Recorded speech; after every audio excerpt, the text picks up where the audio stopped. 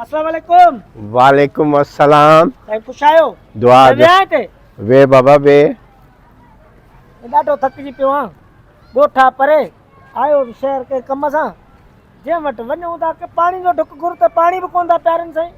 न पानी त ख़तम थी वई आहे माण्हुनि मां। न तोखे पानी पियारियूं था बाबा, तो पानी पियारियूं था छोकरा। सुबुह खां वठी ॾाढो घुमियो आहे शहर में, घुमी घुमी घुमी साईं किस्त जा पैसा वठणा हुया, मिलिया ई कोन।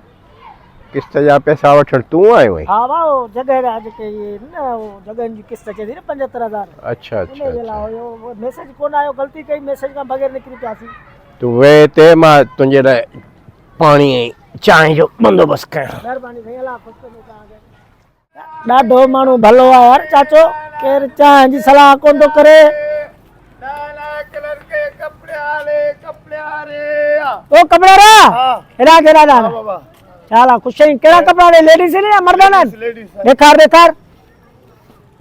घणा जोड़ा इन में बाबा जाम जोड़ा आहिनि, 70-80 जोड़ा आहिनि। 70-80 जोड़ा। सॼी घंटे जो घणा पैसा वठंदे? 20,000 रुपया। 20,000 इलाही ना 20,000 साईं। 10,000 में ॾींदो? 10,000 चलो तू जो तो 10,000 ॾे। हल ठीकु आहे, 10,000 में गंढ थी मुंहिंजी। हा हाणे तूं हिकिड़ो कमु कर, हे रोड ते वेंदे न परियां, जी चांहि त वठी आ त चांहि पियूं।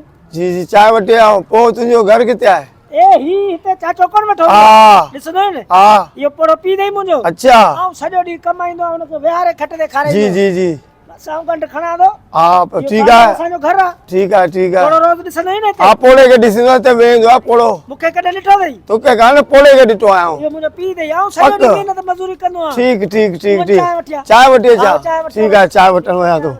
ही चांहि वठी चे, पोड़ो पाणी खणी चे, ॿई यादि कयो मूंखे, असां ई नाराज़ी कयूं। हाँ वॾो तकड़ो महिमान हो। केॾां वियो? पहिरीं चईं पे चांहि वियो हली, ठहियो, रिली बि पई आहे, खट बि पई आहे। ताऊं पियो करे त शहर में माण्हू पुछनि ई कोन था पाणी जो बि।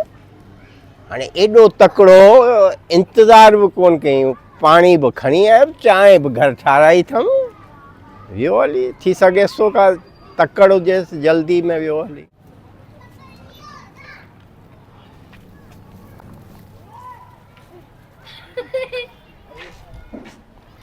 अब छा मसलो आहे तोसां? ऐं तूं हिते पुटु वेठो केॾां वियो? मुआरो पुट? हा हिते मुआरो पुट? साईं तव्हां त रोज़ हिते वेंदा आहियो, मां ॾिसंदो आहियां तव्हांखे साईं। अरे बाबा मुंहिंजी त शादी कोन थी आहे। अरे साईं शादी कान थो, तुंहिंजो नाले मां मूंखां 10,000 जो गटली वरितो, मूंखां कपिड़ा वरितो, मूंखे पैसा ॾियो साईं। अलाए कहिड़ो कंहिंखे ॾेई सॼई बाबा। ए साईं मूंखे तव्हां पैसा ॾियो, मां ग़रीब माण्हू आहियां, मूंखे पैसा ॾियो। अलाए कंहिंखे ॾिनई कपिड़ा, आऊं छो पैसा भरींदो? छो साईं तव्हांजा यार पैसा मूंखे भरे ॾियो, तव्हांजो पुटु आहे। न बाबा न, आऊं बदल कोन्हे, अलाए कंहिंखे ॾेई सॼई, आऊं सुञाणा। यार साईं तव्हांजो पुटु आहे, घोड़ा रे घोड़ा, तूं मुंहिंजा खानो ख़राब करे, तुंहिंजो पुटु आहे, न कर तुंहिंजो जूती करी वञा थो साईं।